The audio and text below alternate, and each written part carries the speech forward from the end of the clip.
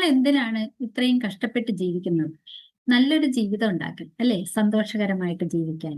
പക്ഷെ എന്തെങ്കിലും ആലോചിച്ചിട്ടുണ്ടോ? ഒരു 20-30 വർഷം കഴിഞ്ഞ് നമ്മൾ ജീവിതത്തിൽ റിട്ടയർമെന്റ് ലൈഫിൽ എത്തുമ്പോൾ നമ്മളുടെ അവസ്ഥ എന്തായിരിക്കുമെന്ന്? പലരും റിട്ടയർമെന്റിനെ വളരെ ഭയത്തോടെയാണ് കാണുന്നത്. അന്ന് എന്തായിരിക്കും അവസ്ഥ? അന്ന് ജീവിക്കാൻ നമ്മുടെ കയ്യിൽ പണം ഉണ്ടാവുമോ? കുട്ടികളുടെ വിദ്യാഭ്യാസമൊക്കെ നന്നായിട്ട് നടത്താൻ സാധിച്ചിട്ടുണ്ടാവോ? മക്കൾക്ക് നല്ല ജോലി ഉണ്ടായി നമ്മളെ നോക്കുമോ? നമ്മൾക്ക് അവരെ ആശ്രയിച്ച് ജീവിക്കേണ്ടി വരുമോ? ഇങ്ങനെ പല ആശങ്കകളാണ് പലർ. പക്ഷെ ഇന്നു മുതൽ ഒരു നല്ലൊരു റോഡ് മാപ്പ് പിന്തുടരാൻ നിങ്ങൾ റെഡിയാണെങ്കിൽ നിങ്ങളുടെ റിട്ടയർമെന്റ് ലൈഫ് ഒട്ടും ആശങ്കയില്ലാതെ നിങ്ങൾക്ക് ജീവിക്കാൻ സാധിക്കും. ഇന്ന് ഞാൻ നിങ്ങൾക്ക് പരിചയപ്പെടുത്തുന്നത് ജോലി ചെയ്ത് ജീവിക്കുന്നവർക്ക് അല്ലെങ്കിൽ പ്രൊഫഷണലുകൾക്ക് പിന്തുടരാൻ സാധിക്കുന്ന 5 സ്റ്റെപ്പുകളെ കുറിച്ചാണ്. ഇത് വെറും ഒരു ഉപദേശമല്ല കേട്ടോ. ഏതൊരു തുടക്കക്കാരനും ഏതൊരു മനുഷ്യർക്കും ലളിതമായി മനസ്സിലാക്കാനും പിന്തുടരാനും സാധിക്കുന്ന 5 സ്റ്റെപ്പുകളാണ്. ഒന്നാമത്തെ സ്റ്റെപ്പ്, നിങ്ങളുടെ റിട്ടയർമെന്റ് നമ്പർ എത്ര അത് കണക്കാക്കുക. പലരോടും നിങ്ങളുടെ റിട്ടയർമെന്റ് ലൈഫിൽ ജീവിക്കാൻ നിങ്ങൾക്ക് എത്ര തുക വേണമെന്ന് ചോദിച്ചാൽ ഒരു വലിയ തുക വേണ്ടി വരും എന്ന് ജനറൽ ആയിട്ട് പറയുകയുള്ളൂ. കൃത്യമായ ഒരു തുക പറയാൻ ആരും ശ്രമിച്ചിട്ടില്ല, അല്ലെങ്കിൽ അറിയില്ല. അത് ശരിയല്ല. കൃത്യമായ ഒരു തുക, അത് നമ്മൾക്ക് ലക്ഷ്യമുണ്ടാകണം. ഇന്ന് നിങ്ങൾ ഒരു 50,000 രൂപ മാസ ചെലവിന് കരുതുന്നുണ്ടെങ്കിൽ ഒരു 20-25 വർഷം കഴിയുമ്പോൾ ആ സ്ഥാനത്ത് നിങ്ങൾ കരുതേണ്ടത് വരുന്നത് 2 ലക്ഷം രൂപയോളമായിരിക്കും. കാരണം പണപ്പെരുപ്പ് അതുകൂടെ കണക്കിലെടുത്തിട്ട് വേണം നമ്മൾ ആ തുക കണക്കാക്കാൻ. അങ്ങനെ നോക്കുമ്പോൾ നിങ്ങൾ 1 കോടി ആവശ്യമുള്ളിടത്ത് വെറും 1 കോടി മാത്രം കണക്കാക്കിയാൽ പോരാ, 4-5 കോടി രൂപ കണക്കാക്കേണ്ടി വരും.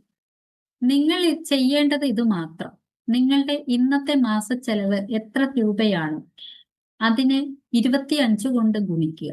ഇതായിരിക്കും നിങ്ങളുടെ ബേസിക് റിട്ടയർമെന്റ് കോർപ്പസ് എന്ന് പറയുന്നത്.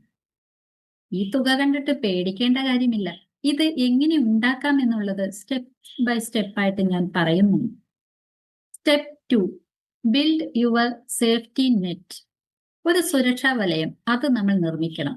നിക്ഷേപമല്ല ആദ്യം വേണ്ടത്. അതിനു മുന്നേ നമ്മൾ ഒരു സേഫ്റ്റി നെറ്റ് ഉണ്ടാക്കുക എന്നുള്ളതാണ്, ഒരു സുരക്ഷാ വലയം. അതിന് ആദ്യം വേണ്ടത് ഒരു എമർജൻസി ഫണ്ടാണ്. അപ്രതീക്ഷിതമായ ചില ചെലവുകൾ വരുമ്പോഴോ, നമ്മുടെ ജോലി നഷ്ടപ്പെടുകയോ, നമുക്ക് ജോലിക്ക് പോകാൻ പറ്റാത്ത സന്ദർഭം ഉണ്ടാവുകയോ ഒക്കെ ചെയ്യുമ്പോഴാണ് നമ്മൾക്ക് ഈ എമർജൻസി ഫണ്ടിന്റെ ആവശ്യം വരുന്നത്. ഇതിനായിട്ട് നിങ്ങളുടെ മാസ ചെലവ് എത്രയാണോ അതിലെ ഒരു 6 മാസത്തേക്കുള്ള ചെലവ് അതിനുള്ള തുക നിങ്ങൾ കരുതി വെക്കണം. അതൊരു സേവിങ്സ് അക്കൗണ്ടിലോ പെട്ടെന്ന് ലിക്വിഡിറ്റി ചെയ്യാൻ പറ്റുന്ന ഒരു ഫണ്ടിലേക്കോ എടുത്തു വെക്കുക. രണ്ടാമത്തത് ഇൻഷുറൻസ്. പല ആളുകളും ഇൻഷുറൻസ് എന്ന് കേൾക്കുമ്പോൾ മുഖം ചുളിക്കും, മാറി നടക്കും. പക്ഷേ ഏറ്റവും അത്യാവശ്യം വേണ്ട ബേസിക് ആയിട്ടുള്ള ഒരു പ്രൊട്ടക്ഷനാണ് ഇൻഷുറൻസ് എന്ന് പറയുന്നത്. ചില ആളുകൾ അവരുടെ കമ്പനിയുടെ ഇൻഷുറൻസിനെ മാത്രം ആശ്രയിച്ചിരിക്കുന്നവരുണ്ട്. പെട്ടെന്ന് ജോലി നഷ്ടപ്പെടുകയോ കമ്പനി മാറുകയോ ചെയ്താൽ ഈ പ്രൊട്ടക്ഷൻ ഉണ്ടാവുകയില്ല. അപ്പോൾ നമ്മൾക്ക് ഇൻഡിവിജ്വൽ ആയിട്ടുള്ള പ്രൊട്ടക്ഷൻ കൂടിയേ തീരും. അതുകൊണ്ട് തന്നെ കമ്പനിയുടെ പ്രൊട്ടക്ഷൻ ഉണ്ടെങ്കിൽ പോലും എല്ലാവരും സ്വന്തമായിട്ട് പ്രൊട്ടക്ഷൻ എടുത്തിരിക്കണം. അത് ഹെൽത്ത് ഇൻഷുറൻസും അതുപോലെ തന്നെ ലൈഫ് പ്രൊട്ടക്ഷനും എടുത്തിരിക്കണം. മൂന്നാമത്തെ സ്റ്റെപ്പ്, സ്റ്റാർട്ട് ഇൻവെസ്റ്റിംഗ്. എല്ലാവരും ചെയ്യുന്നത് സേവിങ്സ് മാത്രമാണ്. ഇൻവെസ്റ്റിംഗിലേക്ക് ആരും നോക്കാറ് പോലുമില്ല. എനിക്ക് സേവിങ്സ് ഉണ്ട്, എല്ലാവരും ബാങ്കിൽ FD ഒക്കെ വെക്കുന്നുണ്ട്. പക്ഷേ ആ പണം വളരുന്നുണ്ടോ? നിങ്ങൾ ചെറുപ്പക്കാരനാണെങ്കിൽ നിങ്ങളുടെ സേവിങ്സിൽ നിന്നും ഇൻവെസ്റ്റ്മെന്റിലേക്ക് പണത്തെ മാറ്റുക. അതും ഒരു മ്യൂച്വൽ ഫണ്ട് ഇൻവെസ്റ്റ്മെന്റുകളാണെങ്കിൽ വളരെ നല്ല രീതിയിൽ നിങ്ങളുടെ പണത്തെ വളർത്താൻ സാധിക്കും. ചെറുപ്പക്കാർക്ക് ചെയ്യാൻ പറ്റുന്നത് ഇക്വിറ്റി മ്യൂച്വൽ ഫണ്ടുകളിലേക്ക് ഇടുക എന്നുള്ളത്. കാരണം ലോങ് ടൈമിലേക്ക് അത് വളരെ വലിയൊരു തുകയാക്കാൻ സാധിക്കുന്നതാണ്. ഇവിടെ നമുക്ക് 80-20 റൂളും കൂടി നോക്കാം. അതായത് 80% കൂടുതൽ റിസ്ക് ഉള്ളതും പക്ഷെ ദീർഘകാലത്തേക്ക് നല്ല രീതിയിൽ വളരുന്നതുമായ ഇൻവെസ്റ്റ്മെന്റുകളിലേക്ക് സൂക്ഷിക്കാം. 20% അത് റിസ്ക് കുറഞ്ഞതും കൂടുതൽ സുരക്ഷിതവുമായ ഫണ്ടുകളിലേക്ക് നിക്ഷേപിക്കാം. നാലാമത്തെ സ്റ്റെപ്പ്, എല്ലാം ഓട്ടോമേറ്റ് ചെയ്യുക. പല ആളുകളും ചില സേവിങ്സ് ഇൻവെസ്റ്റ്മെന്റുകളൊക്കെ തുടങ്ങി വെക്കാറുണ്ട്. പക്ഷെ കൺസിസ്റ്റന്റ് ആയിട്ട് അത് തുടർന്നു പോകാൻ അവർക്ക് സാധിക്കാറില്ല. കാരണം അടയ്ക്കേണ്ട സമയം വരുമ്പോൾ കയ്യിൽ പൈസയില്ല, അല്ലെങ്കിൽ അത് പിന്നീടാവട്ടെ, ഇങ്ങനെ മാറ്റിവെക്കും. അതേസമയം ഇതെല്ലാം ഓട്ടോമേറ്റ് ചെയ്താൽ കൃത്യമായിട്ട് അക്കൗണ്ടിൽ വരുമാനം വരുന്ന അന്ന് തന്നെ ഇതിൽ നിന്നും ആവശ്യമുള്ള ഇൻവെസ്റ്റ്മെന്റുകളിലേക്ക് തുക ഡെബിറ്റ് ചെയ്ത് പോകുന്ന രീതിയിലേക്ക് മാറ്റി വെച്ചാൽ, അല്ലെങ്കിൽ അങ്ങനെ ഓട്ടോമേറ്റ് ചെയ്ത് വെച്ചാൽ, SIP പോലെയുള്ളത് ബാങ്കിൽ നിന്നും ത്രൂ കൊടുക്കുകയാണെങ്കിൽ നമ്മുടെ കയ്യിൽ പണമില്ല, അല്ലെങ്കിൽ നമ്മൾ മറന്നുപോയി എന്നുള്ള ആ ഒരു കാര്യങ്ങളെല്ലാം നമുക്ക് ഒഴിവാക്കാൻ സാധിക്കുന്നതാണ്.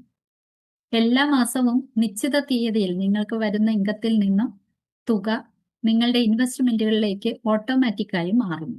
ഇവിടെ നമ്മൾ എല്ലാം കഴിഞ്ഞിട്ട് നോക്കാം എന്ന് ചിന്തിക്കാനായിട്ട് സമയമുണ്ടാവില്ല. കാരണം അത് വരുമ്പോൾ തന്നെ അത് നിക്ഷേപത്തിലേക്ക് പോയിട്ടുണ്ടാവും. ഇതൊരു സുരക്ഷിത മാർഗമാണ്. അഞ്ചാമത്തെ സ്റ്റെപ്പ് റിവ്യൂ ആൻഡ് ഇൻക്രീസ്. അതായത് പല ആളുകളും പല ഇൻവെസ്റ്റ്മെന്റും കാര്യങ്ങളും പ്ലാനിങ്ങും ഒക്കെ നടത്തുമെങ്കിലും അതിനെ റിവ്യൂ ചെയ്യാൻ തയ്യാറാകാറില്ല. മിനിമം വർഷത്തിൽ ഒരു തവണയെങ്കിലും അത് റിവ്യൂ ചെയ്യുക. നിങ്ങളുടെ പ്ലാനുകൾ കൃത്യമായി വർക്കാവുന്നുണ്ടോ, അതിന് ഇനി എന്തെങ്കിലും മാറ്റങ്ങൾ വരുത്തേണ്ടതുണ്ടോ, ഇൻക്രീസ് ചെയ്യേണ്ടതുണ്ടോ, നമ്മളുടെ ഇൻകം വർദ്ധിക്കുന്നതിനനുസരിച്ച് നമ്മുടെ ലക്ഷ്യങ്ങളൊക്കെ എത്താൻ വേണ്ടിയിട്ട് നമ്മൾ അതിനെയൊക്കെ മാറ്റങ്ങൾ വരുത്തേണ്ടത് കൃത്യമായിട്ട് ചെയ്യേണ്ടത് ആവശ്യമാണ്. ഓരോ വർഷവും നിങ്ങളുടെ നിക്ഷേപ തുക 10% വീതം വർദ്ധിപ്പിക്കുകയാണെങ്കിൽ നിങ്ങളുടെ ലക്ഷ്യത്തിലേക്ക് നിങ്ങൾക്ക് എളുപ്പം എത്താനും സാധിക്കും. സുഹൃത്തുക്കളെ, റിട്ടയർമെന്റ് പ്ലാനിംഗ് എന്ന് പറയുന്നത് വലിയ ഒരു റോക്കറ്റ് സയൻസ് ഒന്നുമല്ല. ഇത് നിസ്സാരമായിട്ട് ഏതൊരു മനുഷ്യനും ചെയ്യാൻ സാധിക്കുന്നതാണ്. ഈ പറഞ്ഞ 5 സ്റ്റെപ്പുകളിലൂടെ ഇത് ഈസി ആയിട്ട് നിങ്ങൾക്ക് ചെയ്യാൻ സാധിക്കും. അതായത് ലക്ഷ്യം എന്ത് എന്ന് ആദ്യം തീരുമാനിക്കുക. അതിന് ആദ്യം തന്നെ ബേസിക് പ്രൊട്ടക്ഷൻ എടുക്കുക. അതിനുശേഷം അതിനെ നിക്ഷേപത്തിലേക്ക് കൊണ്ടുവരിക. പിന്നെ ഓട്ടോമേറ്റ് ചെയ്യുക, ഇടയ്ക്കിടയ്ക്ക് റിവ്യൂ ചെയ്യുക, ഇൻക്രീസ് ചെയ്യുക.